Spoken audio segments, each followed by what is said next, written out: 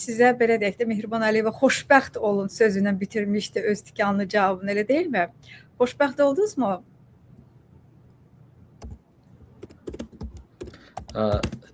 Bir dəqiqə Sevinç xanım. Bəli. Hə. Mən öz kanalımda da deyəsən canlı yayıma getdi. İndi bilmirəm gedəcək yoxsa. Gedir. Artıq gedir, mən görürəm. Bəli, başladı. Keçək yenə də sualınıza.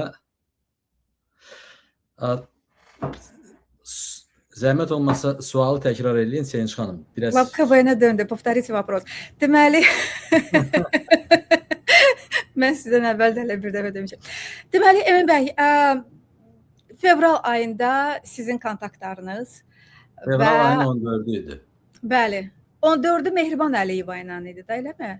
Yoxsa 14-ü İlham Əliyevlə idi? 14-ü Mehriban Əliyeva və İlham Əliyevlə 13 fevralda da ilk belə deyək də ünsiyyət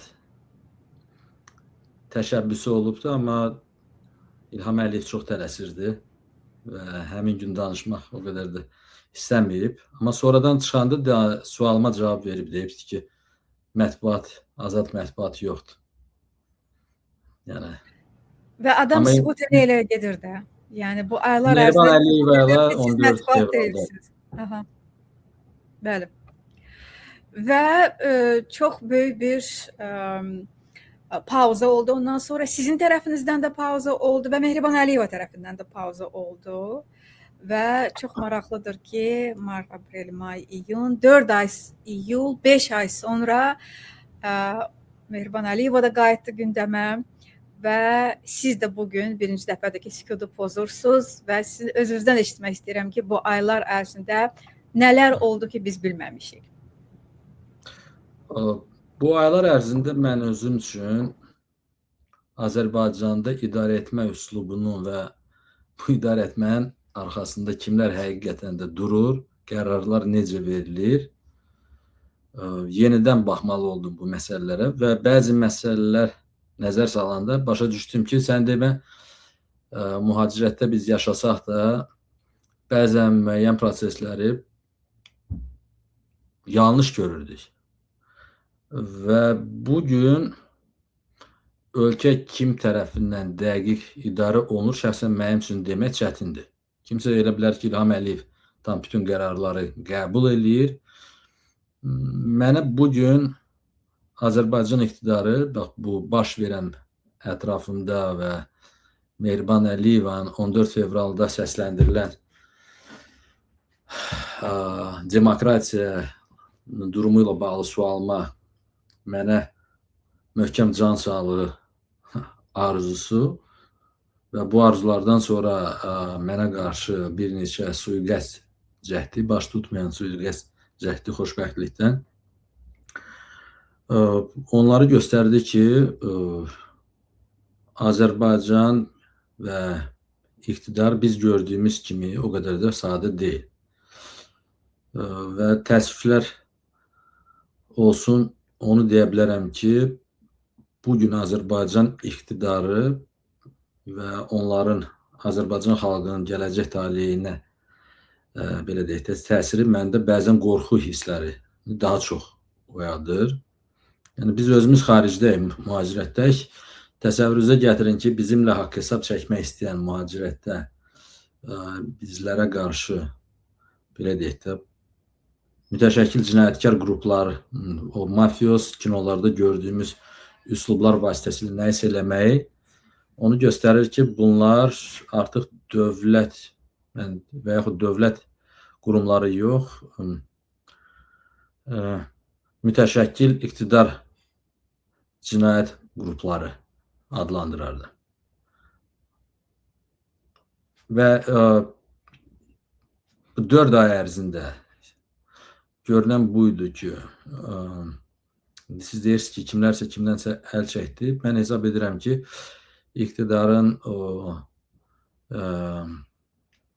Mir Şahinləri televiziyalardan, müxtəlif informasiya resurslardan kütləvi, mən deyərdim ki, dezinformasiya vasitələri vasitəsilə bizlərə qarşı qarayaxma kampaniyalarını davam elətdirdilər, hədə-qorxu kampaniyalarını davam elətdirdilər və vəziyyət günü-gündən pisləşdiyini nəzərə alaraq mən deyərdim ki, bugün biz Azərbaycan iqtidarı ilə sanki yeni, belə deyək, savaş mərhələsini yaşayırıq. Çünki faktiki olaraq bugün müstəqil fikir səsləndirən mühacir cəmiyyənin nümayəndələri iqtidar üçün ən böyük bir hədəf seçiliblər və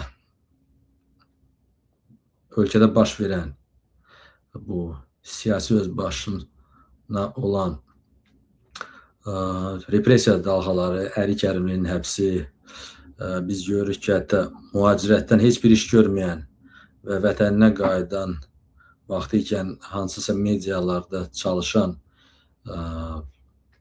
tənqidçilər hətta başqa ölkələrin vətəndaşlığını qəbul edib viza ilə ölkəyə qayıdarkən Azərbaycanda həbs olunurlar. Bu günlərdə biz gördük ki, bu cür həbslər. Günel Mevludun həyat yoldaşı. Günel Mevludun həyat yoldaşı həbs olunubdu. Hansı işə görə həbs olunubdu demək hələ ki çətindir. Məndə təxminlər var, sadəcə belə deyək. Onları indi ictimaiyyətə mənim tərəfimdən səsləndirməyim, yəni subyektiv fikir kimi qəbul oluna bilər. Yəni yenə də mənim subyektiv fikrimdir. Gözləyək nədir? Amma hər halda məqsəd odur ki, istisna etmirəm ki, Günel Mevludun tənqidi fəaliyyəti və yaxud yaradıcı fəaliyyəti kimlərin çox xoşuna gəlməyib və yaxud həyat yoldaşının zamanında vətəndaş cəmiyyətində, belə deyək də, vətəndaş mövqeyi kimlərin çox xoşuna gəlməyib, indi bu cür qisas alırlar. Yəni, çox xırdaçıl bir iqtidardır və mən yenə də bütün dostlarımızı, mühacirlərimizi, hətta başqa ölkələrin vətəndaşlığını qəbul etmiş şəxslərimizi Azərbaycana qayıdarkən bir neçə dəfə ölçü biçməyi təklif edirəm. Çünki bir çoxlarımız və onlar o cümlədən bu rejimin əlindən ölkələrini tərk ediblər, məcburi mühacirətə köçüblər və Azərbaycanda rejim dəyişməyib. Yəni ki, kimlərsə elə bilirsə ki, Norveç, ABŞ pasportunu alıb Azərbaycana qayıdıb problemsiz ölkəni tərk edə biləcək və yaxud başına bir oyun gəlməyəcək. Biz vaxtı ikən Səid Nurinin işində gördük ki, ABŞ vətəndaşlığını qəbul etmiş fəal, müxalif fəal ölkəyə qayıdıb başına açılan oyunlar bu cür oldu. İndi Səid Nuri yaxşı ki, bəxti gətirib ki, ABŞ pasportu var idi. Baş qoşmayıblar. Ola bilsin o zaman bu dəfə getsəydi bəlkə də baş qoşardılar. Amma hər halda bu rejimdən qaçmış və 100% zəmanət almayan şəxslər ölkəyə qayıtmasını əlavə risk kimi qəbul edirəm və təəssüflər olsun ki, bu cür hadisələri davamlı şəkildə izləyəcəyik. Elə mən qayıdacağam bu mövzuya. Mümkünsə kameranı biraz aşağı salardınız, çox yox. Sadəcə olaraq mən əvvəla qayıtmaq istəyirəm sizin biraz əvvəl dediyiniz fikrə. Yəni siz dediniz ki, bu aylar ərzində sizdə ciddi şübhələr yarandı ki, ümumiyyətlə Azərbaycan dövlətini kim idarə edir? Yəni belə çıxır ki, siz şübhə edirsiniz ki, idarə edən İlham Əliyevdir. İlham Əliyev deyilsə kimdir? Mənə elə gəlir ki, bax bu son müşavirə Mehriban Əliyeva və onun belə deyək də, bilmirəm, köməkçilərimi, Mehriban Əliyeva və onun dəstəsi. Biz nağıl var idi, məşhur Əli Baba və 40 quldur. İndi bilmirəm, orada 40 quldur sayılar yoxsa yox, amma bugün 9 quldur o idi, bəli. 9 quldur nəyə görə yenə də bax, bu, mən vaxtı ikən çalışırdım ki, bu terminologiyadan o qədər də çox istifadə eləməyim, quldur. Məsələn, deyə bilərəm ki, bu rejimin İlham Əliyevdən tutmuş, Mehriban Əliyevə qədər hamısı korrupsiya içində batıb gedən məmurlardır, yəni kleptokratlardır, xalqın malını talayanlardır. Amma bu təkcə xalqın malını talamaqla məhdudlaşdırmır. Bunlar açıq şəkildə öz tənqidçilərinə qarşı siyasi edam aktlarından çəkinməyən quldurlardır. Yəni bundan sonra mən təbii ki, kimsə deyə bilər ki, Emin, məhkəmə qərarı quldur əməllərində əsaslı şübhə yarada biləcək belə deyək, dolayı sübutlar var ki, misal üçün öz işimdə deyə bilərəm ki, bu rejim quldur rejimdir. Məhəmməd Mirzəlinin işində tənqidçi, bloger, mühacir həyatını yaşayan 2016-cı ildən Fransada yaşayan Məhəmməd Mirzəlinin işində biz gördük ki, Fransa məhkəməsinin iki məhkəməsi ən azı məhkəmə qərarları çıxardıb ki, Məhəmməd Mirzəlini qətlə yetirmək istəyən və bu qətl, edam belə deyək də, qərarını verənlər, sifarişini verənlər Azərbaycan iqtidarı idi. İndi kimdir bu? İlham Əliyev idi, Mehriban Əliyeva idi və yaxud ikisi birlikdə idi. Mahiyyəti dəyişmir. Yəni o ölkədəki hələ də Azərbaycan konstitusiyasına görə İlham Əliyev vətəndaşların təhlükəsizlik qarantıdır. Amma bugün İlham Əliyev və onun rejimi vətəndaşların təhlükəsizliyinə qənim kəsilmiş bir təhlükəyə çevriliblər. Və bu səbəbdən ən azı bu Məhəmməd Mirzəlinin məhkəməsinin işində biz deyə bilərik ki, bunlar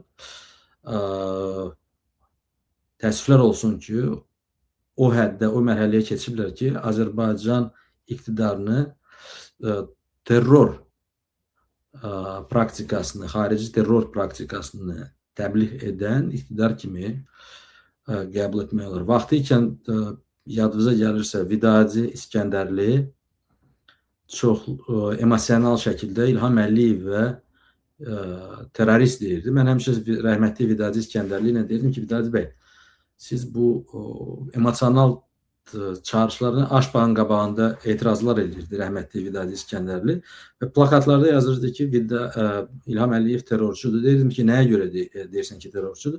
Çünki o mənəvi terrorla məşğuldur.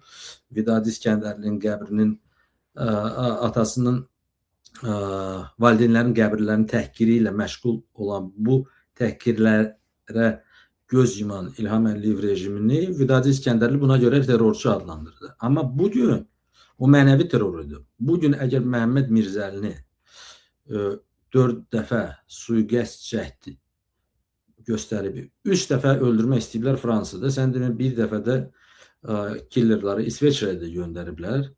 Təzəlikcə biz bunların hamısını bildik. Mən deyərdim ki, bu ilin, son illərin ən maraqlı hadisəsi Fransa məhkəməsinin Məhəmməd Mirzəli işi üzrə çıxardığı qərardır. O qərarı siz oxusanız görəcəksiniz ki, məqsəd Fransa məhkəməsi və istintaq bu qənaətə gəlibdir ki, Məhəmməd Mirzəlini öldürmək məqsəd təkcə Məhəmməd Mirzəlini susturmaq deyil idi. Zərərsizləşdirmək deyil. Bütün mühacirləri qorxu, mənəvi qorxu, terror altında saxlayaraq susturmaq məqsədini daşıyırdı. Və bu işin arxasında əgər yenə deyirəm ki, bu Tereza ananın obrazına sığılmış Mehriban Əliyeva əgər elə bilirsə ki, misal üçün xalqa bu obrazı sırıyırdı. Bəzən biz də sadəlövçəsinə bu obraza inanırdıq. Mehriban Əliyeva bu qısa ünsiyyət zamanı mən onun gözlərinə, simasına baxanda gördüm ki, sən demə bu Tereza ana deyil imiş. Bu mən deyərdim ki, çox soyuqqanlı, bəzən emosional, o qədər də mən deyərdim ki, müdrik olmayan və iradəsini, narazılığını açıq şəkildə göstərməyə çəkinməyən bir şəxs idi. O videoya dəfələrlə baxmışam, dəfələrlə nəzərdən keçirdim o kadrları, yaxından bir neçə rakursdan çəkmişdim. Yanında Leyla Əliyeva da var idi, bir digər də köməkçiləri. Düzdür, Mehriban Əliyev orada göstərdi ki, onun da bizdən hər hansı qorxusu əsim-əsirdi. Amma bu qorxunu o əvvəl kompensasiya eləyirdi öz hədələri ilə. Və yenə deyirəm ki, ola bilsin 18-i, 20-si, 21-i, 24-ü və bu günlərdə mənim özümlə bağlı həmin o sürgət şəhidləri Jenevada, İsveçrənin və dünyanın ən beynəlxalq mərkəzlərindən biri, xabından olan bir şəhərdə bu hadisələrlə şəxsən rastlaşmasaydı, bəlkə də fikirləşərdim ki, bu insanlar hakimiyyəti elə bölüblər ki, biri pis polisdir, biri yaxşı polisdir. Belə bir obraz yaranırdı ki, İlham Əliyev pis polisdir, Mehriban Əliyeva isə yaxşı polisdir. Bu məsələlərə baxanda mən əmin oldum ki, ikisi də pis polisdir. Hansı daha pis polisdir? Bax, buna indi biz cavablar axtarırıq. Təxmin istisna etmirəm ki, Mehriban Əliyeva İlham Əliyevdən daha təhlükəli ola bilər. Yəni daha qəddardır sizcə? Əlbəttə və bugün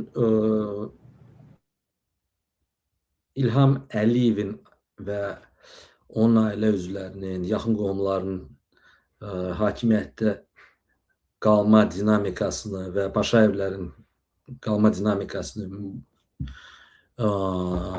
belə deyək də təhlil etsək son 10-15 ili biz görəcəyik ki, ölkə iqtisadi baxımdan sanki bir Paşa holdingdir.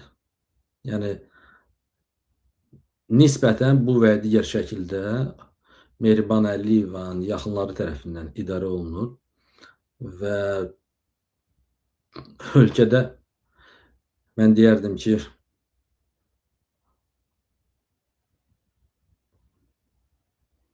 bütün ən gəlir gətirən sahələr onların əlindədir və onların ailə üzvləri əlindədir. İlham Əliyev isə ola bilsin, indi kimsə deyir ki, İlham Əliyev bəs burada da rol nədir? İlham Əliyev, onlar bölüşüblər. Bilirsiniz, vaxtı ikən o ABŞ-da George Bush və Dick Cheney'nin vaxtında ABŞ tarixində adətən vitse-prezident institutu çox zəif institut, yəni ikinci dərəcəli institut idi. Amma Dick Cheney'nin vaxtında Dick Cheney seçki kampaniyası dönəmində deyibdi ki, George Bush'a mən o vaxt istəyərəm ki, sənin vitse-prezidentin olum. Yəni, ikinci dərəcəli vitse-prezident olmayayım. Həqiqi belə deyək də, əlimdə bir qüvvə olsun və məşhur film var idi. Bəlkə tamaşaçılar da baxıblar, Vice. Yəni, Azərbaycanda baş verənlər bugün o filmin belə deyək də, kiçik versiyası baş verir və biz Mehriban Əliyevanın və onun Azərbaycanın belə deyək də, bugünkü idarə olunmasında deməzdim, talan olunmasında rolunu yenidən nəzərdən keçirməliyik və onun Azərbaycan belə deyək də, gələcəyinə, təsirindən danışmalıyıq. İndi iclas keçiriblər, düzdür, susqunluq var idi, yəni müxtəlif tədbirlər var idi, gəliblər, gediblər, şəhər salma forumları olubdu Azərbaycanda. İlham Əliyev orada qonaqları qəbul edib, düzdür, biabırçılıqlarla müşahidə olunsa da, yenə də Azərbaycanın o iç o korrupsiya və ümidsizlik problemləri orada ortaya çıxdı ki, Bakıda bir neçə gün yağış yağdı, illərlə hazırlıq gördüyü forum və ona milyonlarla o forumun Azərbaycanda keçirilməsi üçün milyonlarla pul xərclənilib BMT çərçivəsində lobbiçiliyi üçün ki, Azərbaycana səs versinlər və bu forum ev sahibliyini Azərbaycan eləsin. Xalqa və bütün beynəlxalq ictimaiyyətə göstərdi ki, biz hansı dırnaq arası effektiv idarə etmə üslubu ilə rastlaşmışıq və təəssüflər olsun ki, bugün biz görürük ki, Azərbaycanda bu yaxınlarda keçirilən həmin o Mehriban xanımın və 9 köməkçisinin mi deyək, Elə bil Mehriban xanım Paşa Holdingin ofisində o iclası keçiribdi. Ofisdəki bəlkə də elə Paşa Holdingin Rəqəmsal komissiyanın müşavirəsi, bəli. rəqəmsal komissiyanın müşavirəsi, yəni o kabinetdəki olan durum, çəkiliş və s. Mehriban xanım idi. Solda Heydər Əliyevin balaca şəkili idi polkada. Ortada balaca Heydər Əliyev, yəni Heydər Əliyev Junior və yaxud Bala Heydər deyilir. Avtomatla şəkilidir və qıraqdan, lap qıraqda biz görürük ki, biraz küncdə, bəzən kadrlarda daha az görsənən İlham Əliyevin balaca şəklini vurublar. Yəni sanki Mehriban Əliyeva göstərir ki, hə, indi deyir, mənəm əsasında. Məndən sonra da olacaq balam. Sizcə bunu deyir? Sizcə mesaj budur? Yəni əsas Mesaj budur, mesaj budur. Mənə də çatmadı, yəni məqsəd nə idi? Hal-hazırda görsənən odur ki, ölkəni Mehriban Əliyeva əgər son bir neçə ildə biz görürdük ki, güc strukturlarından tutmuş iqtisadi strukturlarında Mehriban Əliyevanın belə deyək də adamların yerləşdirilməsi, Paşa Holdingin və ona yaxın qurumların keçmiş işçiləri yerləşdirilirsə, bu kullarlarda və ekspertlər səviyyəsində dolaşan söhbətlər özünü təsdiq tapırdı. İndi Mehriban Əliyeva tamamilə göstərib ki, kölgədən çıxmaq istəyib.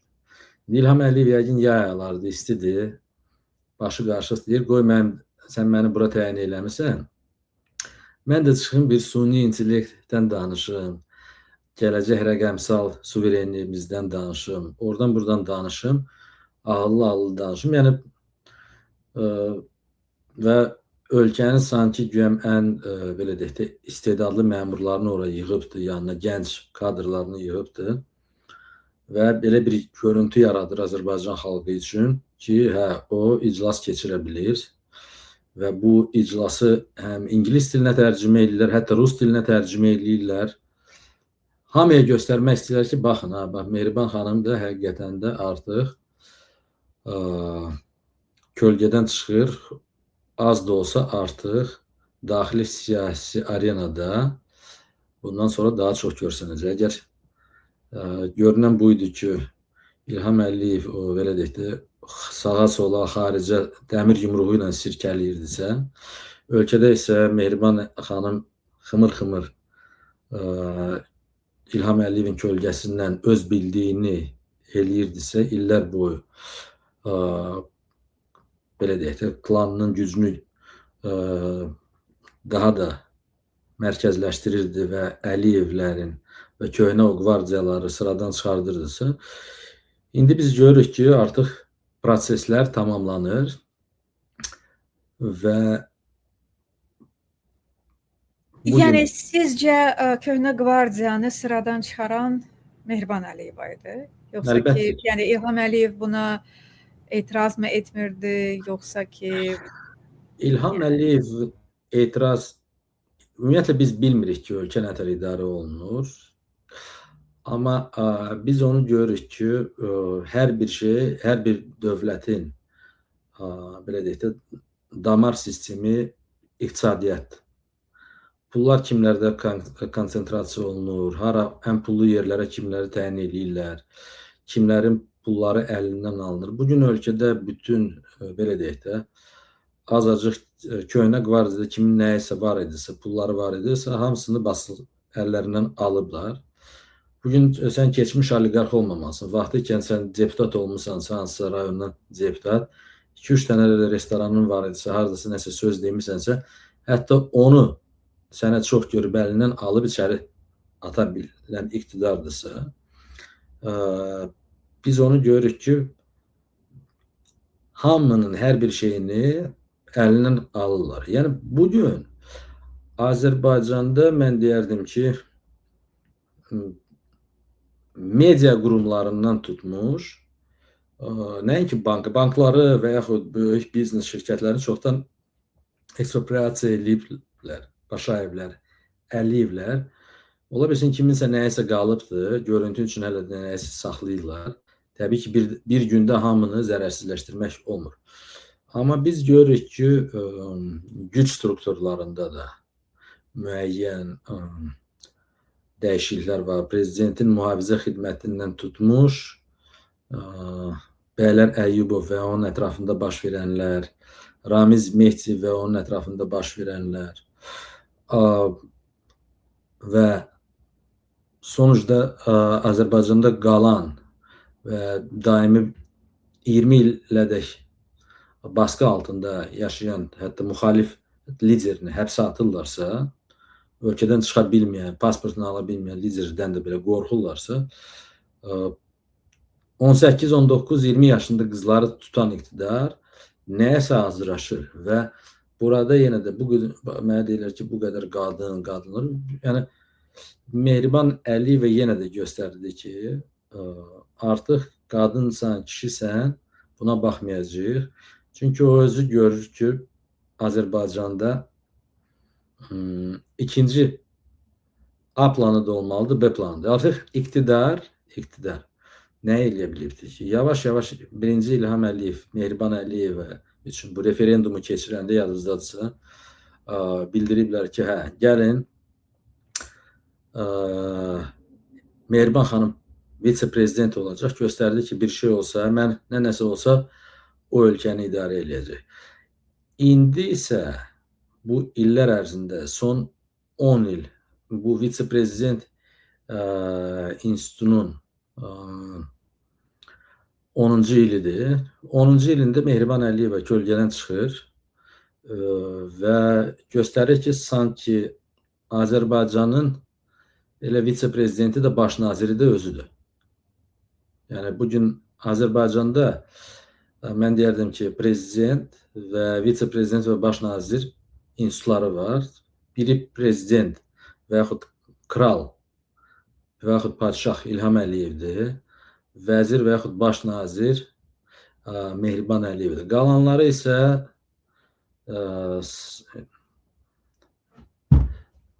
onlara hansı ad vermək olar? Yəni, o belə deyək də, dekorasiya mı deyək və yaxud icraçı nominal menecerlər mi deyək? Yəni, müxtəlif adlar vermək olar, amma onlar heç bir qərarlara təsir etmirlər. Və görsənən budur ki, hər bir şey mərkəzləşir və ölkədə iqtisadi tənəzzül yaxınlaşır. Bunu Əliyevlər də başa düşürlər ki, bugün 21-ci əsrdə ölkəni 19-cu əsrin qanunları ilə idarə etmək o qədər də asan deyil. Artıq sən nə qədər iqtidar, Qarabağı almaqları 2021-ci ildən sonra və 2023-cü ildən sonra İlham Əliyev hesab edir ki, bütün problemləri çözüb və onun nəsil əcəbəti üçün limitsiz hakimiyyətdə qalması üçün hər hansı bir məhdudiyyət qalmadı. Amma bugün onlar onu başa düşüblər ki, xalq və boş, belə deyək də,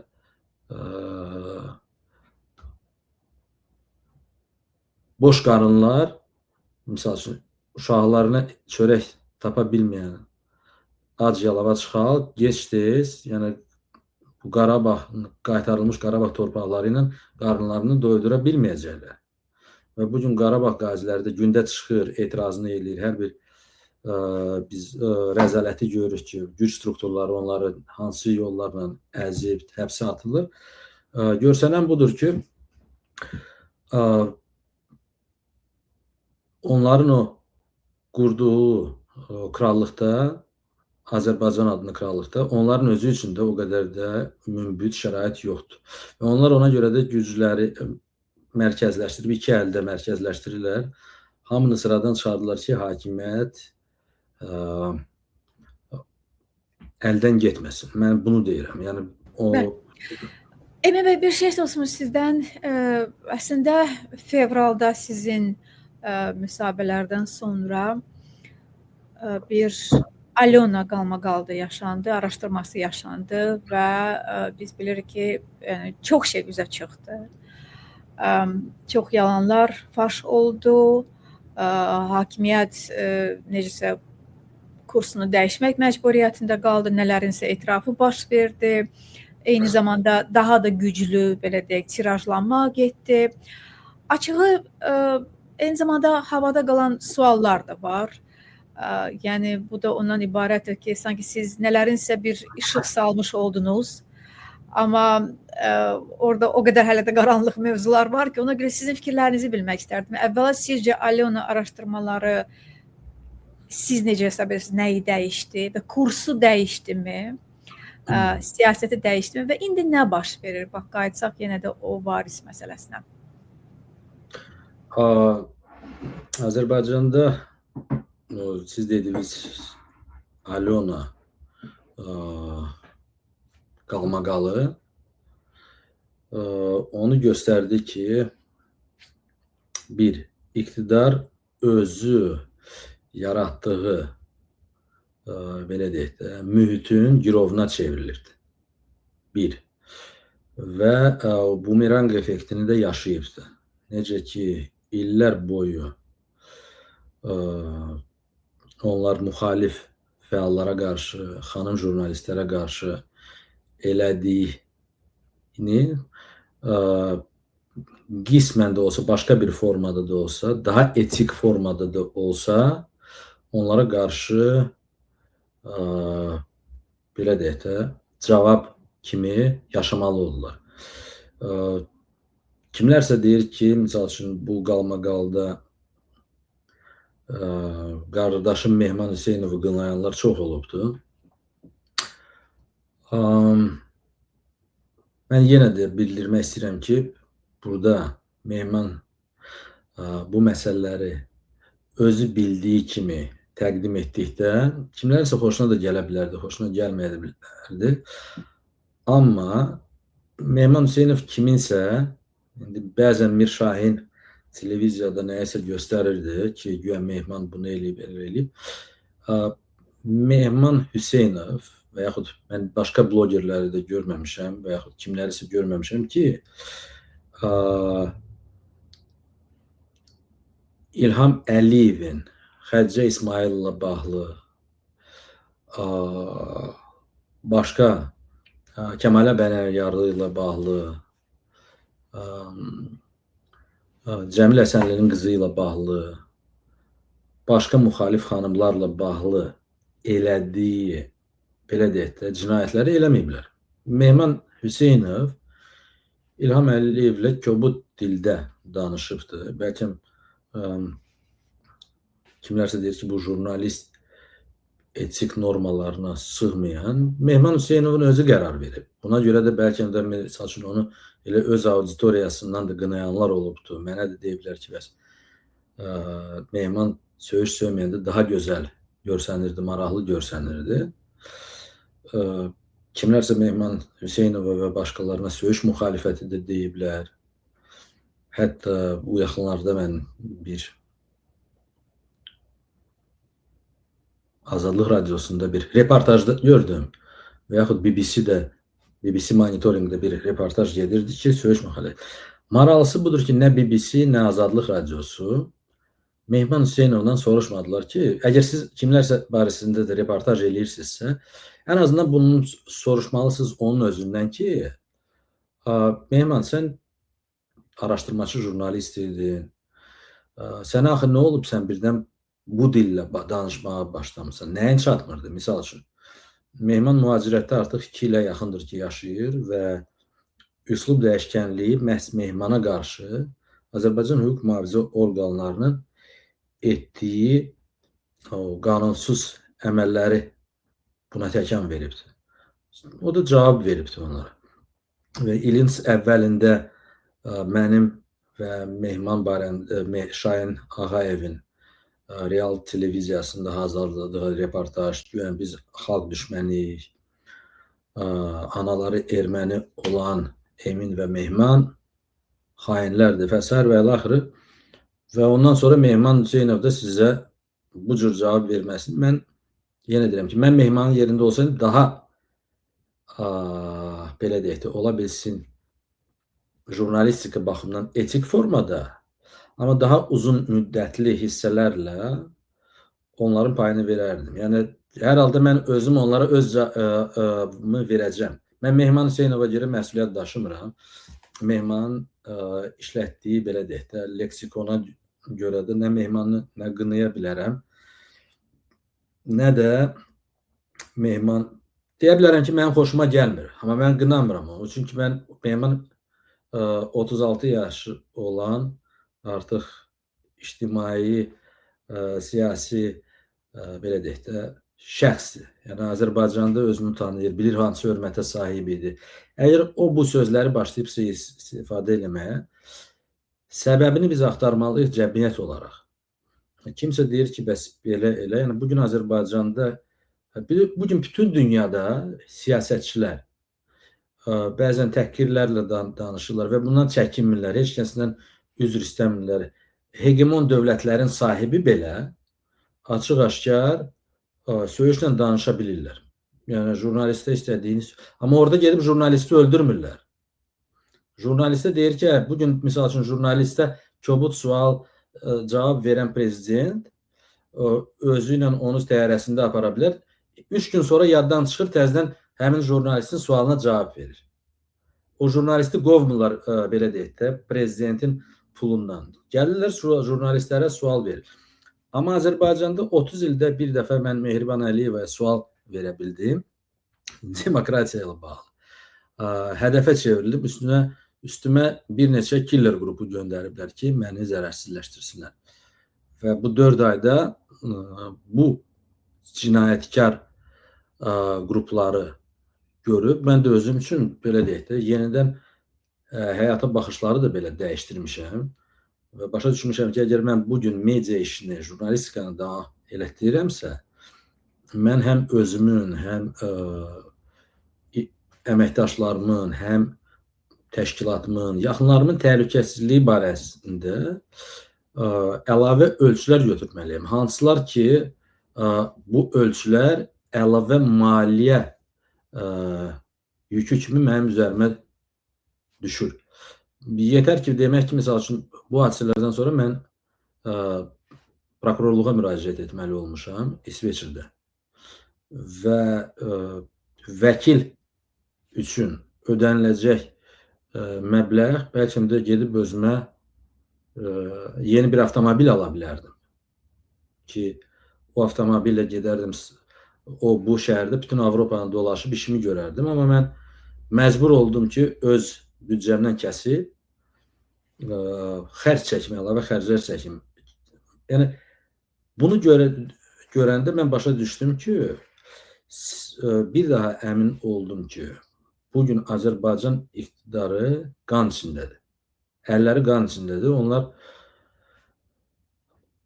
faktiki olaraq sadə oğrulardan, kleptokratlardan, xəzinə oğrularından quldura çevriliblər. Təhlükəli bir quldurlara. Yəni, mütəşəkkil cinayətkar dəstə kimi özlərini aparırlar. Yenə də dövlətin başında dururlar. Biz məcburuq ki, jurnalist kimi, yəni biz onlardan fərqli olaraq, ən azından mən bilirəm ki, mənim onlara qarşı yönələ biləcəyim ən qüvvəli belə deyək də, aləti mənim sözümdür, sualımdır. Və qərara gəldim ki, işimi davam edeyim. Görünür ki, onları bu narahat eləyirsə və bugün sosial sifariş buna var ki, xalq həmişə deyir ki, yəni xalqın sözünü deyən 4-5 adam qalıbdır. Onların da əksəriyyəti mühacirətdədir və bugün kənara çəkilib nəyisə gözləmək çıxış yolu deyil. Yəni, işimizi möhkəmləndirib, təhlükəsizlik tədbirlərini gücləndirib, işimi davam elətdirməyə qərarındayım, israrlıyam. Bunun üçün yaxın günlərdə vaxt olacaq, ətraflı istəsəniz danışarıq bu barədə. Amma Emin bəy, bir şey soruşum sizdən. Bu həftə İlham Əliyevin bir fərmanı oldu. Mən hesab edirəm ki, cəmiyyət bu fərmanın nə dərəcədə təhlükəli olduğunun fərqində deyil. Bu yəni propaganda maşını bunu bu cür təqdim edir ki, sadəcə olaraq DTX-nın səlahiyyətləri böyüdü. Əslində isə bir faktiki olaraq yeni, daha super bir nazirlik yaradılır və tabe edilir ona digər nazirliklər. Yəni bütün kəşfiyyat, fiziki kəşfiyyat, rəqəmsal kəşfiyyat, nə bilim, kiber kəşfiyyat və s. və hamısı yeri gəlmişkən strateji binaların qorunması agentliyi ona tabe edildi. Hərçənd ki, o agentlik haqqında xüsusi qanun vardı, o qoruyurdu, həm qorumalı idi strateji obyektləri, strateji adamları, yəni prezidenti, birinci ailəni və s. Yəni bunlar hamısı digərlərindən alındı və DTX-da cəmləşdirildi. Bax, belə bir konsolidasiya baş verdi. Mən bilirəm ki, siz dərhal deyəcəksiniz checks and balances, yəni bu açıq, aydındır ki, dövlət strukturları bölgüsünün pozulması anlamına həm də gəlir. Amma eyni zamanda, yəni sizcə xalça altı hansı proses gedir və nəyə xidmət edir? Hal-hazırda bu prosesi dəyərləndirmək üçün gərək biz növbəti aylarda baş verəcək praktiki addımlara nəzər salaq. Bundan əvvəl nələr yaranırdı? Misal üçün, xarici kəşfiyyat idarəsi yaradılmışdı, yadınızda gəlirsə. Bəli. DTX və xarici kəşfiyyat, MTN dağıdılanda. Check and balance o vaxtı danışdı. Amma mən belə başa düşdüm ki, bugün istisna deyil ki, ikisi də eyni, paralel tədbirləri həyata keçirə biləcək Azərbaycanda iki qurum var. Mənə elə gəlir ki, biri Orxan Sultanov, o belə deyək də, xüsusi xidmət orqanları daha çox Mehriban Əliyeva və onun dəstəsinə yaxındır. İlham Əliyev isə Əli Nağıyev arada gücləndirir və biz bəzən görürük ki, gah Orxan Sultanovu gücləndirirlər, gah Əli Nağıyevi gücləndirirlər. İlham Əliyev bəzən belə deyək də, öz əməlləri, misal üçün mən onları gördüm Münxendə. Yəni ikisi birindən fərqli, hətta kortejlərlə gələn dəstə. Azərbaycanda iki hakimiyyətlik var, o dvoyevlastçı. Biri Mehriban Əliyeva və onun dəstəsidir, biri də İlham Əliyevdir. Yəni bu açıq-aşkardır. Bəlkə də uçanda da fərqli təyyarələrlə uça bilirlər, eləyirlər. Bu da mövcud ola bilər. Amma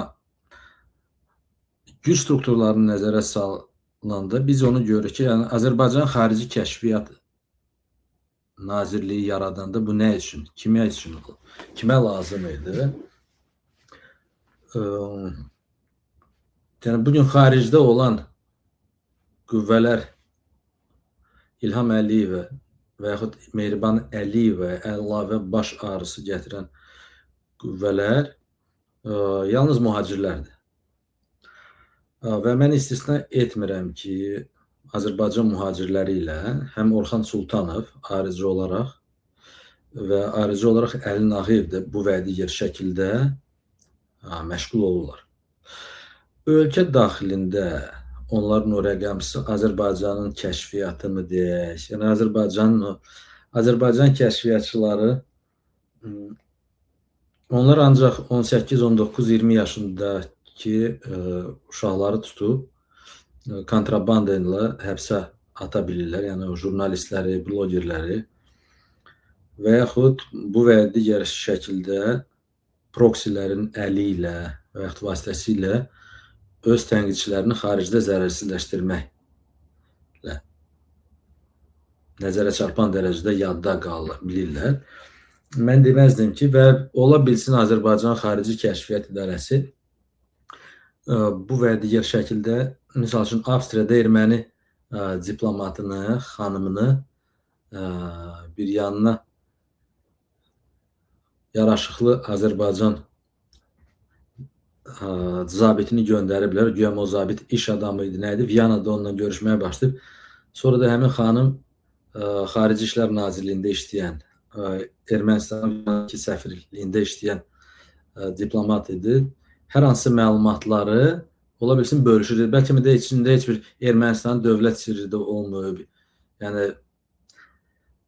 bunun müqabilində Ermənistan İlham Əliyev deyə bilər ki, görürsünüz bizim xarici kəşfiyyatçılarımız erməni diplomatlarını Ələ ala biliblər. ələ ala biliblər. Yəni bu cür xırda uğurlar üçün əlavə struktur yaratmaq, dövlət pulunu ora xərcləmək onu göstərir ki, bir, sistem daxilində İlham Əliyev, Mehriban Əliyevə o qədər də etibar eləmir. Mehriban Əliyevə də İlham Əliyevə. Ər-arvad olsalar da, ailə olsalar da belə, müəyyən mənada onlar istəyirlər bir-birlərini sığortalasınlar. Yəni bu mənim subyektiv fikrimdir. Yəni bugün o qənaətə gəlirəm ki, mən elə bilirəm ki, Mehriban Əliyevə, məsəl üçün İlham Əliyevin quyruğu kimi, hara İlham Əliyev getdi, nəyəsə çatdırmayanda da Mehriban Əliyevə edir. Amma onun hər bir hərəkəti mi deyək və yaxud bugün açıq şəkildə üzə çıxması mı deyək, təsəvvürünüzə gətirin ki, Mehriban Əliyevə tək-tük həyat yoldaşlarındandır ki, dünyada və ilk vitse-prezident həyat yoldaşı olubdur ki, öz belə deyək, başında olan planı İlham Əliyevə bu və digər şəkildə manipulyasiya edərək təsir edə bilib. Yəni göstərib ki, yox, mən mütləq vitse-prezident olmalıyam. Nikaraguada olubdur ikinci hadisə. Nikaraguanın dövlət idarə etmə üslubu biraz Azərbaycana fərqlidir. Oxşarlıqlar çoxdur, düzdür. Amma birinci dəfə Azərbaycanda olub. Nikaraguada olan problemlər başqadır. Azərbaycan İranla Rusiya arasında və Türkiyə, Ermənistan, Gürcüstan, buradan da Xəzər dənizi kimi bir regiondadır. Geostrateji cəhətdən çox bir çətin bir yerdə yerləşir və buna baxmayaraq Mehriban Əliyevə buna yiyələnə bilibdir. Və Mehriban Əliyev və İlham Əliyevlə bütün tədbirləri gəzir. Təsəvvürünüzə gətirin ki, İlham Əliyev tək gəlir, Münxen Təhlükəsizlik Konfransına bir kortej 20-30 axranı ilə gəlirlər. Ondan bir o qədər də çox axraniklə Mehriban Əliyevə gəlir. Onun da böyründə Leyla Əliyevə gəlir. Yəni o saray daxilində baş verən, belə deyək də, o xalça altı davaları bəzən biz görmürük, amma bunun dolayı sübutları odur ki, günü-gündən İlham Paşayevləri, misal üçün Leyla Əliyevanın, Arzu Əliyevanın adına şirkətlər, nə bilim Mehriban Əliyevanın adına şirkətləri çoxaldıqca birindən əlillər, o özlərinə verirlər. Bunu illər ərzində dolayı müşahidəmiz ona gətirib əsas çıxarır ki, artıq proses yekunlaşır. Yəni onlar artıq göstərirlər ki, bax biz ikimizik ya. Hətta nə dərəcədə intensiv bu görsənəcək, gələcək onu göstərəcək. Amma istər-istəməz... Çox maraqlı cavabdır, Emin bəy. Mən təşəkkür edirəm. Yəni sizin sözünüzdən belə çıxır ki, faktiki olaraq DTX-nın əlində cəmləşdirilməsi bu səlahiyyətlər həm də Mehriban Əliyevanın DTX-sını dırnaqarası Əliyevin DTX-sına tabe etdirməkdir. Beləmi? Orada belə deyək də. Yəni başqa səbəblər də var. O səbəblərdən biri sizin də dediyiniz kimi ümumiyyətlə repressiyanı daha mütəşəkkil həyata keçirməkdir. Xaricdəki mühacirləri daha asan, daha çevik boğmaqdır. Amma eyni zamanda biz İlham Əliyevin köməkçilərinə və yaxud səlahiyyətli nümayəndələrinə baxsaq ki, görəcəyik ki, onların biri İlham Əliyevin yanında bir funksiyanı yerinə yetirir. Mehriban Əliyevanın yanında başqa funksiyanı yerinə yetirir. O ikili agentlər var. Şahmar Mövsüm, misal üçün arada lazım olan deyir ki, prezidentin köməkçisi gəlir Mehriban Əliyevanın yanında saldat kimi çest verir. Nazirliklərdə də o cür hallar baş verir və biz görürük ki, misal üçün bir neçə güc strukturlarında istisna deyil ki, Ədliyyə Nazirliyidir burada, Dövlət Təhlükəsizlik orqanlarında, hətta Daxili İşlər Nazirliyində nazir müavinləri İlham Əliyevlə təkcə yox, həm də Mehriban Əliyevanın kuratorlarıdır həmin nazirliklərdə. Kim hansı şəkildə bu və digər şəkildə proseslərdə iştirak edir, o da yenədir. Heç subyektiv mülahizələrdir, amma belə deyək, hisslər məndə ən azından var. Zaman gələndə biz bunları özümüz görəcəyik. Amma mahiyyət üçün, mənim üçün şəxsən, mən həmişə deyirəm ki, hakimiyyət özü də bəzən oyun oynayır ki, bəs bunu İlham Əliyev eləməyibdir ki, Mehriban Əliyevanın hansı adamları eləyibdir. Mən deyirəm ki, mənim üçün fərqi yoxdur. Mənim misal üçün üstümə qoçları, killerləri göndərmək istəyən İlham Əliyev idi, yoxsa Mehriban Əliyeva idi, yoxsa onların ailə üzvlərinin başqa kimdirsə. Mənim üçün onlar vahid bir cavabdeh tərəfdir və mən ancaq o ümidlərlə yaşayıram ki, gec-tez onlar vaxtsa da qanun qarşısında cavab verməli olacaqlar. Və cəmiyyət olaraq biz buna da çox vaxt sərf eləməməliyik ki, kim kimdir. Amma biz bilməliyik ki, Azərbaycanda onlar o sistemi yaradıblar ki, ikisi, hərəsi bir şeyə görə, repressiv dalğaya görə məsuldur, amma şəxsən mənə maraqlı deyil ki, bu birinci dərəcə. Bir şey deyə bilərəm ki, İlham Əliyevin və Mehriban Əliyevanın o idarə etmə sistemi və yaxud üslubları və yaxud onların o gənc kadrları bugün o qədər əhəmiyyətini itiribdir ki, bəlkə də İlham Əliyev desəydi ki, yaxşı, mən nominal olaraq olum dövlət başçısı, Azərbaycanı süni intellekt botları və yaxud agentləri Claude və yaxud ChatGPT-yə bir neçə $100 ödəməklə avtopilota qoyub daha səmərəli istifadə etmək olardı. Amma bugün olan biabırçılıqları süni intellektdən utanmaz danışan Mehriban Əliyevə mən onu başa düşdüm ki, bunlarda deyir, utanmasan, deyir, oynamağa nə var ki, bax, bu məsələ idi. Azərbaycanı hər bir şeyini gizlədən,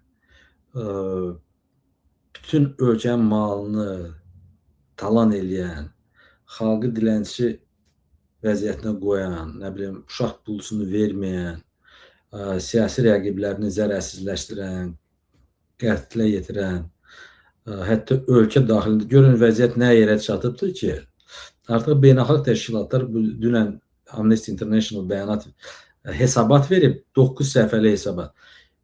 Azərbaycan iqtidarının həm ölkə daxilində repressiyaları, həm ölkə xaricində repressiyaları durdurmağa çağırır. Və biabırçılıq budur. Yəni, bu onu göstərir ki, Azərbaycan bugün rəhmətli Vidadi İskəndərlinin dili ilə desək, bax, bugün həsil terrorist dövlətə, iqtidara çevrilibdir. Mən dövlətə deməzdim, iqtidara. Çünki ölkə iqtidarı əgər öz tənqidçilərini terror üslublarla, alətlərlə susturmaq istəyirlər mühacirətdə, üçüncü dövlətlərin ərazilərində, həmin ərazilərdə suveren, belə deyək də, hüquqa hörmət etmədən kimisə qətlə yetirilmək istəyirsə, edam eləmək istəyirsə, bunun adı terrorizm. Və buna görə mənə elə gəlir ki, onlar cavab verməli olacaqlar və gec-tez cavab verəcəklər. İki sualım olacaq. İzləyicilərimizə xahiş lütfən həm də bəyənin izlədikcə. Əvvəla siz dediniz ki, Mehriban Əliyeva yeganə adamdır ki, nail oldu ki, İlham Əliyev bu cür tarixə bir imza atdı, yəni öz həyat yoldaşını vitse-prezident təyin etdi. Amma mən xatırlayıram ki, 44 günlük müharibə dönəmində Yapon jurnalistinin İlham Əliyevlə müsahibəsi var idi. Və Yapon jurnalisti demişdi ki, siz öz arvadınızı vitse-prezident elədiniz. O dedi ki, yox. İlham Əliyevin cavabı belə olmuşdu ki, onu çox tənqid edirlər ki, o özünü vitse-prezident elətdirdi, amma əslində mənim qərarım olub, mən istəmişəm ki, o vitse-prezident olsun. Yəni Yalan. siz bu okey. Yəni o həqiqət o elə düşünürmü ki, öz qərarıdır yoxsa ki, yalan mı? Mehriban Əliyev və İlham Əliyevi ovcunun içində xəmir kimi elə yoğurubdur ki, onunla təkcə manipulyasiya yox, yəni göstəribdir ki, sən hakimiyyətlə bölüşməlisən.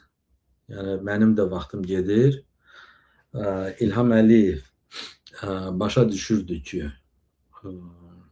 Mehriban Əliyeva əvvəla nə edib? Yəni bu vitse-prezident vəzifəsini əlinə keçirilməsindən də bir çox əvvəl artıq nazirlərin, icra başçıların, gənc dırnaqarası kadrların təyin olunmasında çox böyük rolu olurdu. Elə yetər ki, bu informasiya və rabitə və texnologiyalar nazirliyi də onun protejisidir. Adını da çəkəndə biraz belə deyək də bir təhər çəkmişdi, bilmirəm. Amma söhbət ondan gedir ki, Mehriban Əliyeva özü bunu istəyibdi. Mehriban Əliyeva da belə deyək də o bəlkə mafiya bosslarına xəs olan istək var.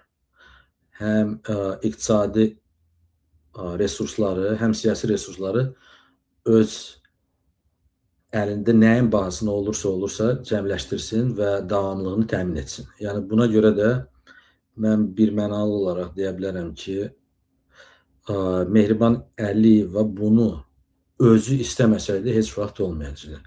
Təbii ki, indi Mehriban Əliyevadan biz bunu soruşa bilməmişik. Bir dəfə demokratiya ilə bağlı soruşduq. Mehriban Əliyeva onu deyə bilərəm ki, misal üçün mənimlə bağlı orada danışanda deyib ki, siz qadın paltarını geyinmiş və qaçmış birisisiniz. Mən çox fikirləşdim ki, bu nəyə görə bunu belə deyib. Yəni, ona artıq bildirmişlər ki, mən orada. Ona bildiriblər ki, İlham Əliyevə dünən sual veribdi, sizə də sual verə bilər. Baxmayaraq ki, o İlham Əliyevin Cangüdən qoçuları orada yaxınlaşırdılar, deyirdilər ki, sual vermə, səni belə eləyərik, elə eləyərik. Bütün bu hədə qorxulara baxmayaraq mən sualları verdim. Amma Mehriban Əliyeva, yenə deyirəm ki, o mafiya bossların və yaxud vaxtı ikən Yanukoviç jurnalistlərə cavab verəndə deyirdi ki, mən sizə belə deyək də, ya vam nizavidu deyirdi bir jurnalistə ki, mən sənin paxıllılığı çəkmirəm də, sənin taleyin barəsində. O da mənə deyir, can sağlığı arzuladı. Görsənən nədir? Görsənən budur ki, bugün hətta Mehriban Əliyeva yavaş-yavaş hətta İlham Əliyevin ətrafına təyin olunan adamları belə öz çərçivəsindən belə olan seçilmiş şəxsləri təyin edir. Misal üçün, prezidentin o mətbuat xidməti götürək. Prezidentin mətbuat xidmətini təyin elətdirən... Tanımıram. Kimləri nəzərdə tutursunuz? Mən ancaq Hikmət Hacıyevi bilirəm. Kimlərdir? Yox, Hikmət. Media İnkişaf Agentliyi nəzərdə tutursunuz. Azər kimisə o? Media İnkişaf Agentliyində onun qardaşıdır. İşte, qardaşıydı deyəsən. Yox, Tezliklər İdarəsində işləyən Orxan adı. Prezidentin yeni təyin olunmuş, bir neçə ay bundan qabaq təyin olunmuş Orxan Sultanov idi deyəsən. Yox, Orxan Sultanov, üzr istəyirəm. Fikrimdən çıxdı. İzləyicilərimiz yazsın, yəqin ki, onlar bilirlər. Prezidentin mətbuat xidməti, misal üçün də, deyərsiniz ki, balaca bir vəzifədir. Cızmaqaları yazan prezident üçün bəlkə media briefingini, gündəlik xülasəni təqdim edən şəxs təyin olunur Mehriban Əliyeva tərəfindən. Və yenə deyirəm ki, bugün İlham Əliyevin, istərsə Mehriban Əliyevanın bəzən başları o qədər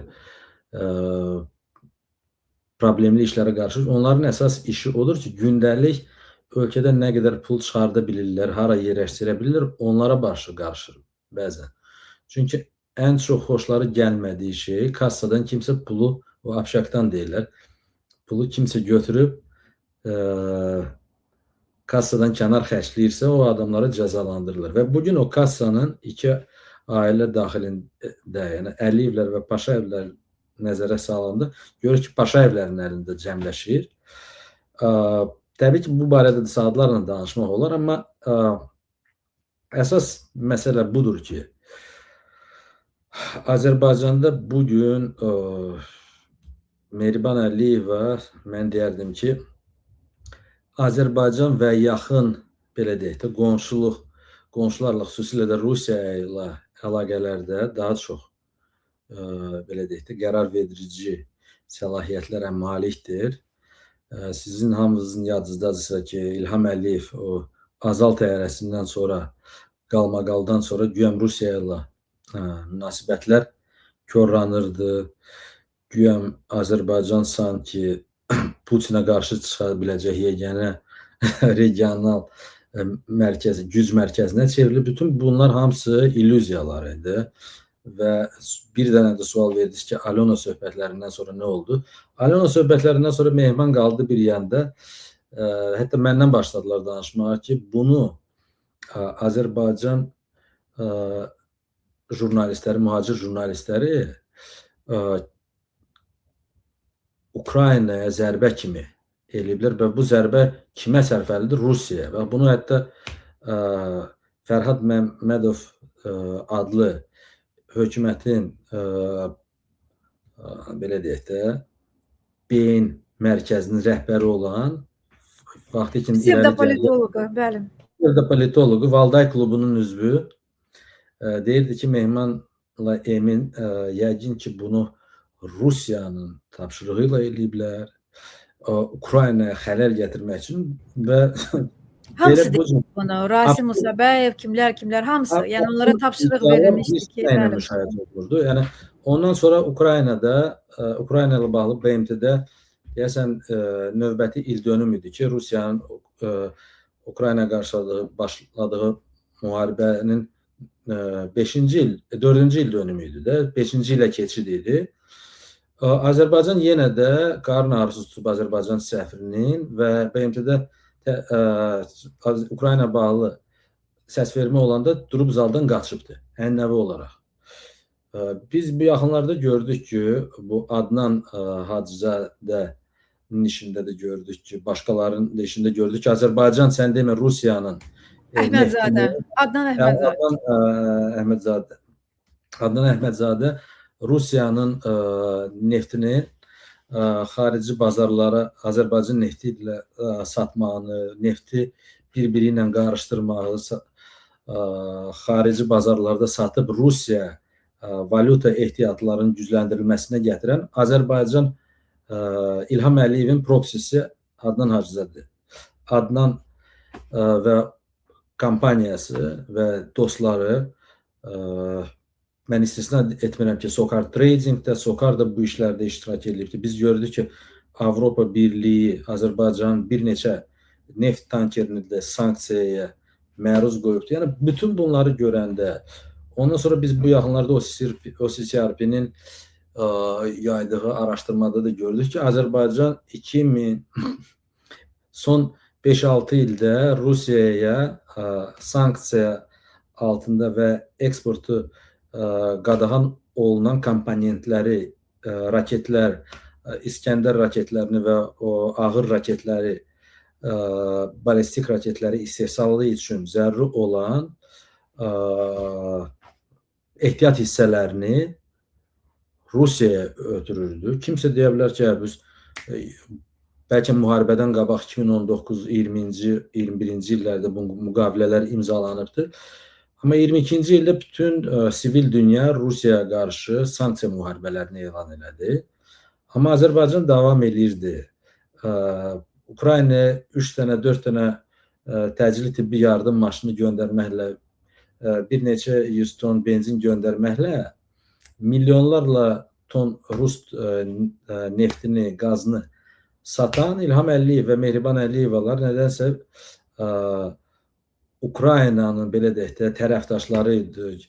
Ukraynanın qələbəsini istəyənləridir. Emin və Mehriban Hüseynovlar Ukraynanın qələbəsini istəməyənlər. Bu cür cılız, absurd hərəkətləri, xırdaçıl hərəkətləri biz bu iqtidardan gördük. Hətta məndən danışlar yazırdılar beynəlxalq qurumlara. Mən bu 4 ayda mən deyərdim ki, siz soruşarsınız ki, Emin haradaydı? Mən ancaq onunla bununla yazışırdım ki, izah eləyirdim də. Deyirdim ki, birincisi, siz nəsə soruşmaq istəyirsinizsə, səbəblərini Mehmandan soruşun. Mən Mehmanın mətbuat xidməti deyiləm. Qardaşım Mehman müstəqil jurnalistdir, müstəqil media qurumunun rəhbəridir. Mənim qardaşımdır, silahdaşımdır. Bəzi məqamlarda bəzi şeyləri qəbul etmirəm. Onun özünə də demişəm ki, bu leksikonla sənə yaraşdırmıram. Ona görə yaraşdırmıram ki, onlar ona layiq deyirlər. Ona görə yaraşdırmıram ki, insanlar sabah Əliyevlər, mən heç vaxt heç kəsi belə deyək də, o söyüşə görə demişəm ki, söyüşü özünüz söyürsünüz. Amma İlham Əliyev və onun rejimi bugün bəzən dolayı yollarla Azərbaycan cəmiyyətinə onu aşılamaq istəyirlər ki, baxın, ölkədə müxalifət yoxdur, zərərsizləşdirmişik. Faktiki olaraq bugün sizin bizə qarşı müxalif olan təbəqələr el arasında deyim, bəlkə də tamaşaçılar deyəcək ki, Emin xalq dilində belə deyək də, 2 eşyəyin arpasını bölə bilməyənlərdir. Və ağzına ancaq söyüş götürüb, söyüş söyməyə bacaranlardır. Bunlar iqtidara gəlsələr, Əliyevdən, Paşayevlərdən betər olurlar. Heç olmasa Əli Paşayevlər artıq doyublar da. Bunlar gələcəklər belə olacaqlar. Yəni, mən bu prizma baxımdan həmişə hamıya, istər qardaşım olsun, başqa uşaqlara deyirdim ki, misal üçün, söyüşün həddi, hüdudu var. Misal üçün, sən söyüşü 1 ay söydün, 11 ay gərək nəsə ciddi kontent düzəldəsən, araşdırmalar eləyəsən. Yəni, eyni sözü sən təkrarlayanda bayaqlaşır o söz. İstər söyüş olmasını, eyni üslubda tənqid də, yenilənməyəndə, kreativləşdirilməyəndə biz uduzuruq. Bizim onsuz da güclərimiz məhduddur. Amma bunlar bizə qarşı... Mən bilirəm ki, siz birazdan ayrılacaqsınız. Ona görə başqa suallarım da var. Elə vaxtım var, Sevinç xanım. Vaxt olanda xəbər edərəm sizə. Bir şey də soruşmaq istəyirəm. Bu ilin sentyabr ayında Adnan Əhmədzadənin həbs olunmasının artıq 1 ili tamam olacaq. Və sentyabrın 11-i, daha sonra sentyabr həbs olundu, sentyabr 25-i onunla bağlı həbs qəti imkan tədbiri seçildi. Və eyni zamanda belə deyək də, Rusiyanın adı çəkilmədi. Yəni bu 1 il ərzində mən xatırlam ki, əvvəl ASTV-də nəsə materiallar gedirdi. Yenə də Rusiyanın adını çəkmədən, güya ki, hansısa şirkətlər, kimlərsə lisenziyanı dəyişiblər, bayrağı dəyişiblər, nə bilim, Rusiya neftini Azərbaycan nefti kimi satıblar. Amma eyni zamanda, belə deyək də, şərti ölkə. Rusiyanın adını çəkmədilər. Eynisi yeri gəlmişkən, AXCB liderliyində də aiddir. Əli Kərimi üçün də demirlər Rusiya. Şərti ölkə. Mən bunları nəyə gətirirəm? 1 il tamam oldu.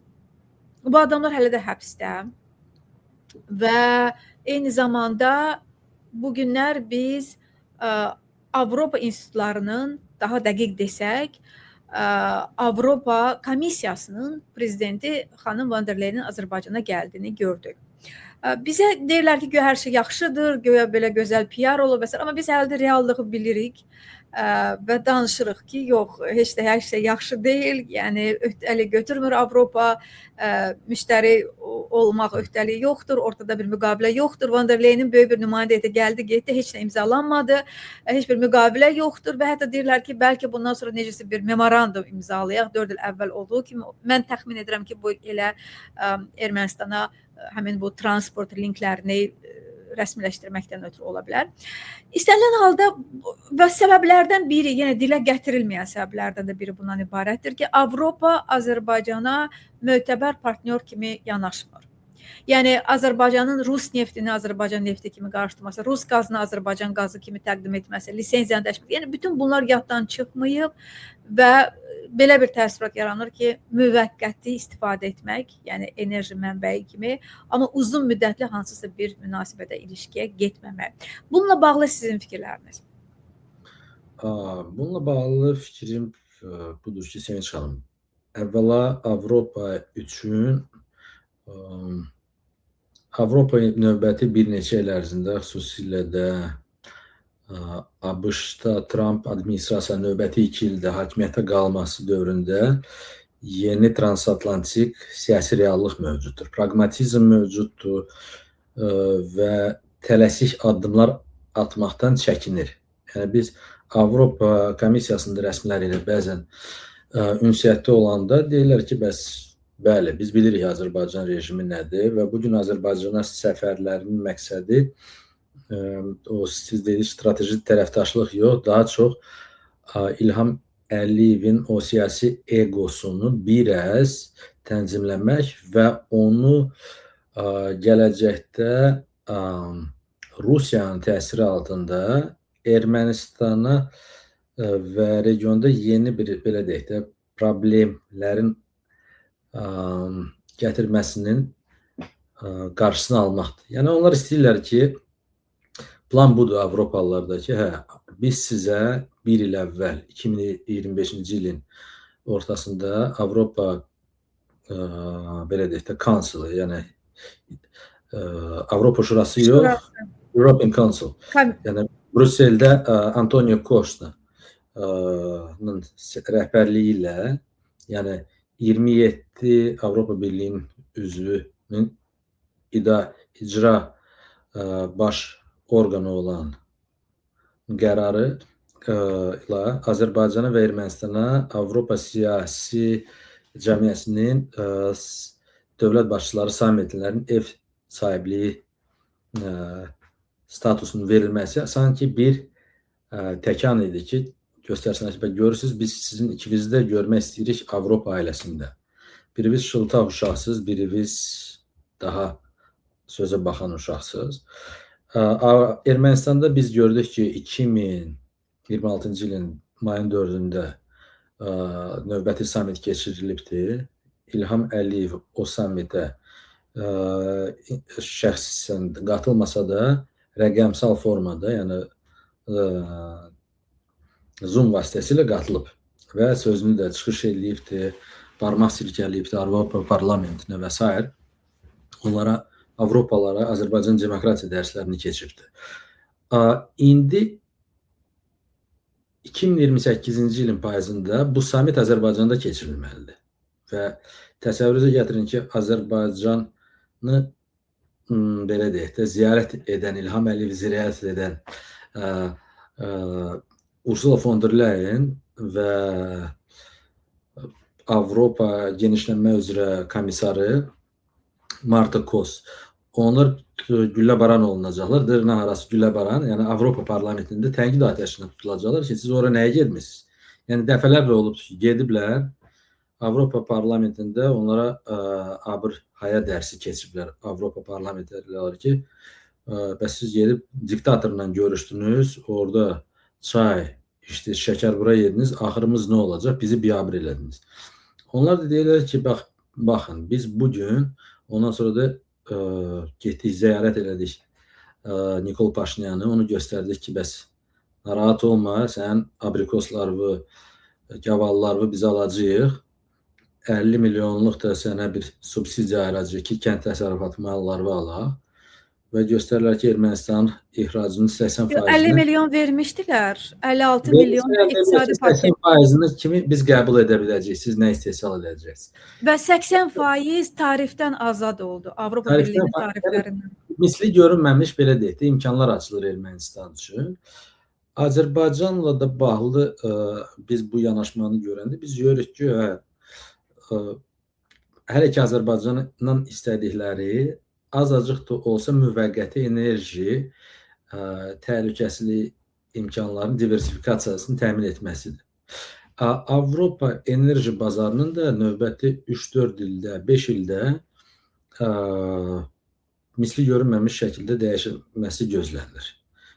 Nəinki Avropanın, bütün dünyada enerji bazarının dəyişdirilməsi gözlənir və neftə və qaza olan tələbatlar bu və digər şəkildə artıb və yaxud azala biləcək. Təbii ki, o süni intellektin inkişafı ilə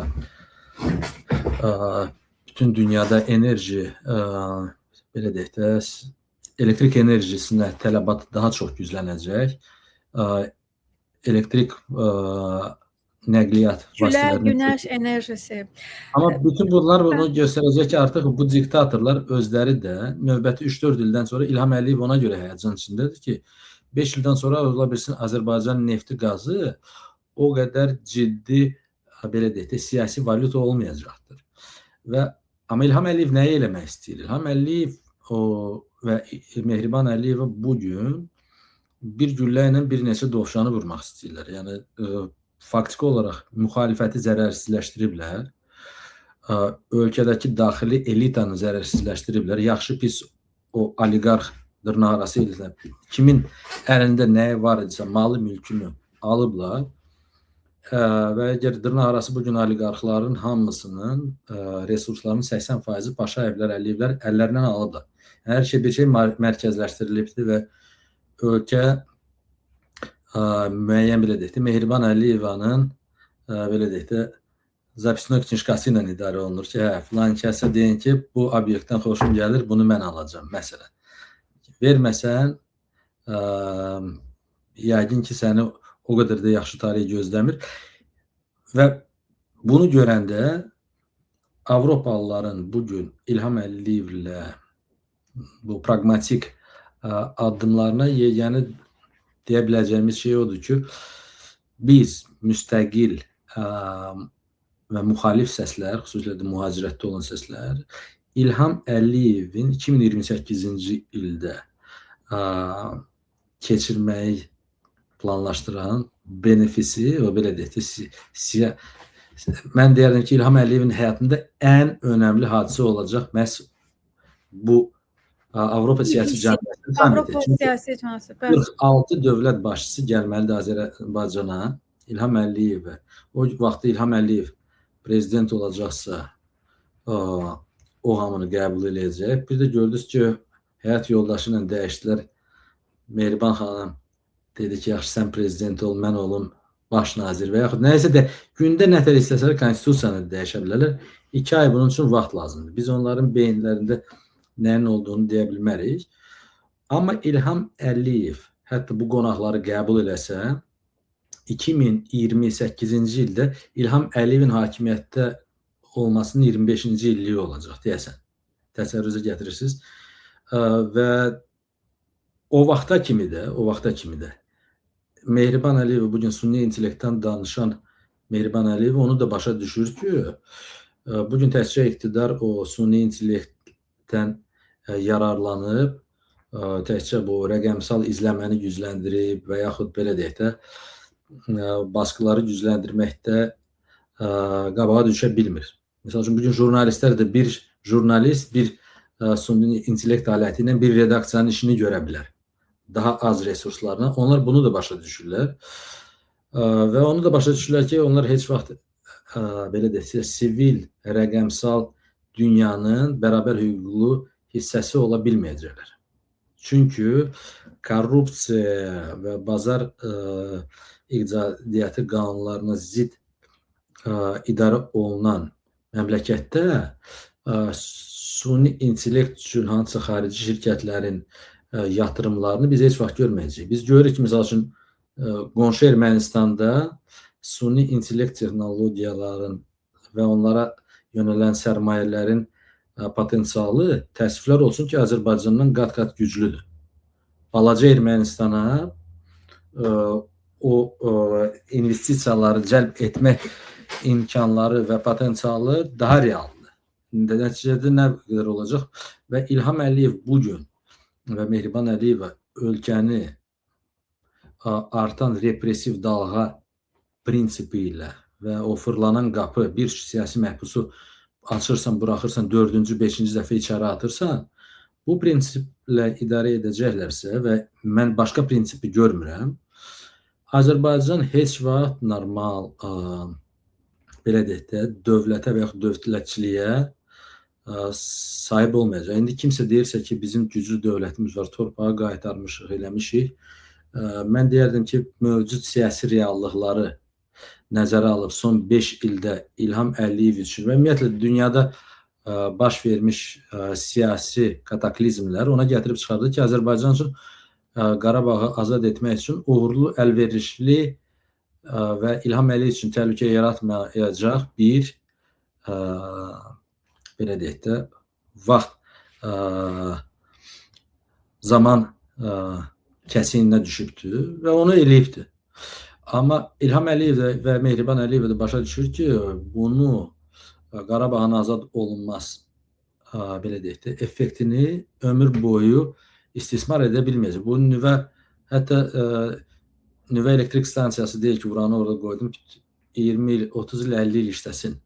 Yəni bu tipli effektlər maksimum 4 il, 5 il, 6 il yaşayır. Və gec-tez sən xalqa çörək verməlisən. Əgər balasına çörək verə uşaq pulu verə bilmirsənsə, böyük şeylərdən danışmaq, suni intellektdən danışmaq, elin dilində desə, bişmiş toyuğun gülməyə gəlir bunları eşidən.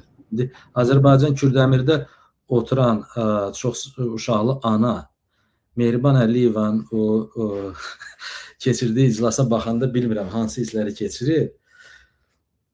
Deyir ki, bilmir balasına süd versin, yoxsa su versin, yoxsa quru çörək versin. Onlar isə suni intellektdən danışırlar. Suni intellektdən danışmaqdansa Azərbaycan iqtidarı bugün belə deyək ki, öz vicdanı barəsində fikirləri təhlil edib, qabaqlarına o papaqlarını qoyub düşünməlidirlər ki, bu cür idarə etmənin axırı yoxdur. Və nə vaxtsa da, nə zamansa vəziyyət dəyişəcək və bugün gah özlərini qərb-pərəst elan edən iqtidar, mən deyərdim ki, bugün keçmiş postsovet məkanında və şərq tərəfdaşlı ölkələrdə, bəlkə Belarusiyadan sonra ikinci Rusiya yönümlü iqtidar məhz Azərbaycan iqtidarıdır və başda İlham və Mehriban Əliyev olmaqla. Baxın, görün, hara rahatlıqla Alina Kabayeva gələ bilibdir, Putinin həyat yoldaşı. Mayın əvvəlində, bir ay yarım bundan qabaq gəlmişdi bədii gimnastika üzrə dünya çempionatı idi, nə idisə. Alina Kabayeva bir neçə gün Azərbaycanda Mehriban Əliyeva ilə keçiribdir. Çox nadir, belə deyək də, görünən oydu ki, aralarında o qədər etibarlı bir münasibətlər, isti münasibətlər var idi ki, mən deyərdim ki, bəlkə də təbii ki, o Putinin Mehriban Əliyeva ordenləri təqdim olunmaları, hər bir şeyləri yadıma düşdü ki, Mehriban Əliyeva özü haranın məzunu idi. Hər zaman Rusiyada oxuyurdu, Rusiyada təhsil alırdı, İlham Əliyev də o cümlədən Rusiyada təhsil alırdı və mən şəxsən yenə deyirəm ki, bu mənim belə deyək, subyektiv fikrim deyil, amma o Sovet KGB-sinin praktikasında buydu ki, o partnomenklaturanın övladları, xüsusilə də Moskvada oxuyan övladları hər zaman KGB ilə əməkdaşlığa cəlb edirdilər. Mən heç vaxt Putinin sözü vardı da, keçmiş KGB olmur. Kim gəlirdi, hər bir ucudan tuturlar, deyirlər ki, gəl görürlər ki, filan kəs tanınmış siyasi ailədəndir, əməkdaşlığa bunu cəlb eləyək. Qrup yoldaşlarından danos yazsın və yaxud potensial görürdülər ki, bugün biz gördük ki, Boris Johnsonu Oxfordda oxuyanda Rusiya kəşfiyyatı fikirləşirdi ki, bu bəlkə Azərbaycanın gələcəyi ola bilər. İndi o vaxtda Sovet KGB-si də baxırdı Mehriban Əliyevaya və yaxud İlham Əliyevə. Deyirdi, ola bilsin bunlar bir şey oldular. Gəl bunlara bir tələ quraq, bəlkə də verbavat eləyək, bizim adamlarımız olsun. Və istisna deyil ki, bugün Azərbaycan belə deyək də, kütləvi informasiya vasitələrinin, xüsusilə dövlət propaganda alətlərinin rus dilinə önəmli diqqət ayırmaları da dolayı onu göstərir ki, onlar sanki hesabat verirlər qarşısında ki, biz sizlərlədik. Biz sizinlə işləyirik. Yəni Azərbaycan iqtidarı, Avropa Şurası üzv olan Azərbaycan son 5 ildə mən deyərdim ki, Putin rejimi üçün bəlkə də ən çox belə deyək də xalça altında da olsa kömək göstərmiş, sanksiyalardan yan keçmiş bir münasibətlər görünürdü və hiss olunurdu. Və yenə deyirəm ki, 2020-ci ildən bəri də biz görmüşük ki, Qarabağın azad olunmasında da bu olubdur ki, yəni Rusiya nəyinsə müqabilində belə deyək də fikrini 180 dərəcə dəyişib və tərəfdaş kimi, forpost kimi istisna deyil ki, Azərbaycanı seçib. Başa düşüb ki, artıq Ermənistan onlar üçün itirilmiş bir problemli bir yerə. Burada elə nədir? Öz dilimizi başa düşən, bəzən sözə baxmayan, amma bəzən belə deyək də sözümüzü salmayan, başa düşülən İlham Əliyev var, Mehriban Əliyeva var. Bunlarla elə işimizi görək. Və yenə də deyirəm ki, bugün Rusiya siyasi elitasında nələr baş verirsə, istər şəxsi ailə məsələlərində tutmuş, oxşar problemləri sanki balaca versiyalarında biz Azərbaycanda da onu görürük. Yeganə fərqli tərəf buydu ki, Rusiyada misal üçün Lyudmila Putinə qərara gəlib ki, boşansın, hakimiyyətə iddiası yox idi. Və bu qadın partiya münaqişəsində Alina Kabayeva qələbə çaldı. Yəni Rusiya araşdırmacı jurnalistlər göstərirdilər ki, Alina Kabayeva siyasi və belə deyək də ambisiyası gizli olsa da, belə deyək də o boyda kişini həyat yoldaşından boşaltdıra bildi, özünə həyat yoldaşı edə bildi. Azərbaycanda isə belə deyək də o siyasi kataklizmlə onunla nəticələndi ki, İlham Əliyev qərara gəlir, yaxşı, Mehriban xanım, gəl, mən rahat öz belə deyək hökmdarlığımı davam edeyim. Sənə də belə deyək də ikinci hakimiyyəti bölək. 50-50. 51% bəzən İlham Əliyev belə deyək də qərarları verir. Ola bilsin xarici siyasətdə odur, necə ki o Dick Cheney ilə Bush vaxtı ikən bölmüşdü hakimiyyəti ABŞ-da. Bunlar da öz ələmlərində bölüblər. İndi bu və digər zamanda İlham Əliyevin belə deyək də nazirləri güclənə bilər, 51% ona keçə bilər, bəzən 49% Mehriban Əliyevə keçə bilər. Amma son illərin nəticəsi odur ki, Mehriban Əliyevanın siyasi ambisiyaları, iştahları o qədər güclənir ki, bəzən onu gizlətməyə belə yox, hətta göstərmək istəyir ki, bax görürsünüz, mən iclası keçirdim. Çünki Mehriban Əliyeva iclas keçirməmişdən qabaq mənə elə gəlir ki, yaxşı olardı ki, məsələn, jurnalistlə səmimi danışsın. Məndən zəhləsi gedirsə, yalandan mənə can sağlığı arzulamaqla deyil. Yəni, belə can sağlığını arzulamaqdansa, deyərdi ki, hə, bəs cənab Hüseynov, sualınız varsa, gəlin suala cavab verəm. Mehriban Əliyeva özünü ucuz, yalancı olduğunu bir daha sübut elədi. Göstərdi ki, hətta belə deyək də, balaca xırda xalqın şuuruna təsir elə biləcək siyasi oyunlardan istifadə edir. Ha, emin Azərbaycan qadına obrazına dəyişibdi özünü, qaçıbdı, qorxaq kimi gizlənibdi. Halbuki bilirdilər ki, mən qadın paltarını geyinib qaçmamışdım bundan. İndi bax, havası mən Mehriban Əliyevadır. Ya, suallarımı ünvanlayacağım. Sağlı olsun, yazılı sorularımı da göndərəcəm. Əgər müsahib, bugün indi belə deyək də, bayram günüdür ailələrində, həm onlarda da ailəsində bayramdır, qızının ad günüdür İlham Əliyevin, mənim də bugün qızımın ad günüdür. Ona görə mən getməliyəm şənliklərə. O zaman gələcək. Son sual. Vaxtı ikən sizin belə deyək, sizin kanalda çağırasınız Mehriban Əliyevanı. Zoomla qoşulardı. Necə? Ya da İlham Əliyev. Əgər İlham Əliyev Zoomla qoşula bilirsə Avropa siyasi cəmiyyənin iclasına, suallara cavab versinlər. Seçkilər olanda gəlsinlər, seçki debatlarında iştirak eləsinlər.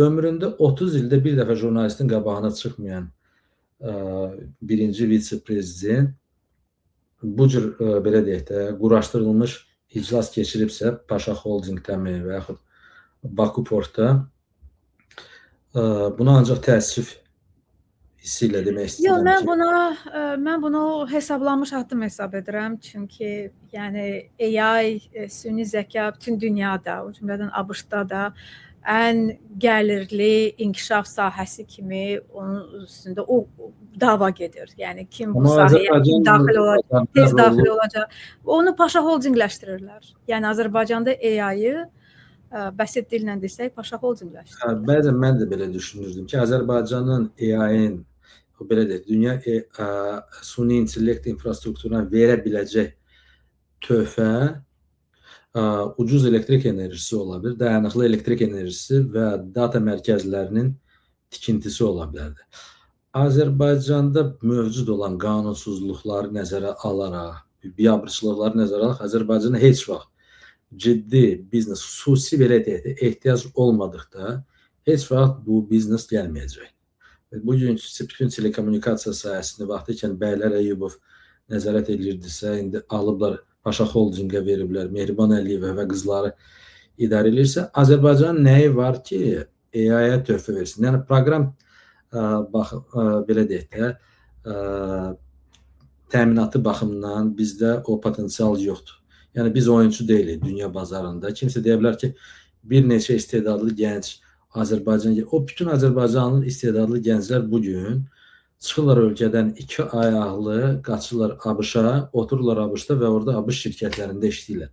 Mən bir Azərbaycan istedadlı gəncini görməmişəm ki, Azərbaycanda qalıb işləsin. Bugün İlham Əliyevin və Mehriban Əliyevanın ətrafında dırnaq arası istedadlı gənclər onlardır ki, hamısını tanımasam bir neçəsini tanıyıram. Biri qrup yoldaşımdır, oturmuşdu Mehriban Əliyevanın böyründə. İstedadlı deyə bilərlər. Əgər onun istedadı vaxtı ikən belə deyək ki, dövlət maliyyəsini talamaq və Mehriban Əliyeva üçün effektiv çirkli pulların mexanizmlərini tətbiqi və varlanmasını təmin etməkdirsə, onda istedadlılar. Amma ölkə üçün, ölkə baxımından onların istedadlarına mən şübhələ yanaşıram. Çünki onlar bugün cinayətkar dəstədə, xırda və yaxud böyük alətlərdə deyə bilmərəm, iştirak edirlər və məsuliyyətini gec-tez daşıyacaqlar. Ən azından öz vicdanları qarşısında gec-tez cavab verəcəklər. Bəlkə uşaqları böyüyəndə uşaqlarına yalan deyə bilməyəcək. Deyəcəklər ki, bəs nətər olurdu ki, ata sən bilmirdin ki, sənin çalışdığın iqtidar oğru, quldur iqtidarı idi. Bu qədər deyə biləcəyim şeylər budur. Mənə elə gəlir ki, bu danışılacaq məsələlər çoxdur. Yəni yenə də mən Azərbaycan iqtidarına demək istədiyim odur ki, onların getdiyi yol düzgün yol deyil və kimlərsə deyə bilirsə ki, bugün eyni tendensiya biz Mir Şahinləri də görürük ki, bu yaxınlarda bir veriliş çəkibdir ki, üzr istəyin bu mühacirlər üzr istəsinlər, gəlsinlər Şuşada küçələri süpürsünlər, bəlkə onları bağışladılar. Biz belə onun özünü bağışlayan gərək. Azərbaycan xalqı hələ görə onu bağışlayacaq. Azərbaycan xalqı onları birinci bağışlamalıdır və o ritorikalarla yenə deyirəm, danışılası sözlər çoxdur. Mən çoxdandır canlı yayımlarda olmadığım üçün Sevinç xanım, sizdən və tamaşaçılardan üzr istəyirəm ki, çox danışdıq. Bir mövzudan çox maraqlı, çox maraqlı oldu. Amma proseslər istər iqtidar üçün o qədər də sadə deyil, baş verən dünyada və ölkədə baş verən proseslər. Cəmiyyətimiz üçün də belə deyək ki, bugün hamının ümidini itirdiyi vaxtda da deyə bilərəm ki, o qədər də ümidsiz görsənmir. Çətindir durum, biz tək qalmışıq. Belə deyək də, bu quldurlar dəstəsi ilə əlimizdə olan qələm, mikrofonla çalışırıq ki, vuruşaq.